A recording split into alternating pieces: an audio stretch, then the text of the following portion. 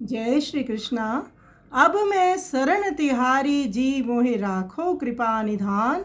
मीराबाई जी का ये पद है। मीराबाई जी अपने गिरधर गोपाल लाल जी से प्रार्थना करते हुए कहती हैं कि हे गिरधर गोपाल, मैं अब आपकी शरण में आ गई हूँ, मेरी रक्षा करो, मुझे अपना लो। अपने आपने अनेकों अनेक अपराधियों का उद्धार किया, अजामिल ने सदान को तारा, डूबते हुए गजराज को जब वह आपकी शरण में आया तो तार दिया। गणिका विमान में आपकी कृपा से आरूढ़ हो गई। संत जन आपकी उदारता का वर्णन करते हुए कहते हैं कि आपने बहुत अधमों का उद्धार किया, कुब्जा भिलनी जी को तारा।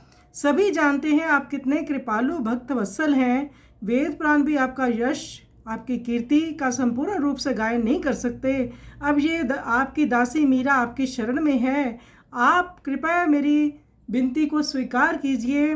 बड़े प्रेम में आके मीराबाई जी पूर्ण रूप से समर्पित होकर कहती हैं कि हे प्रभु, अब आप दोनों कान खोलकर सुन लो, मुझे अपना लो। तो संसार के सभी वैभव महलों के सुख छोड़कर मीराबाई जी अपने गिरधर गोपाल को पूर्ण रूप से समर्पित हो गई हैं। आइए सुंदर पद का हम श्रवण करें।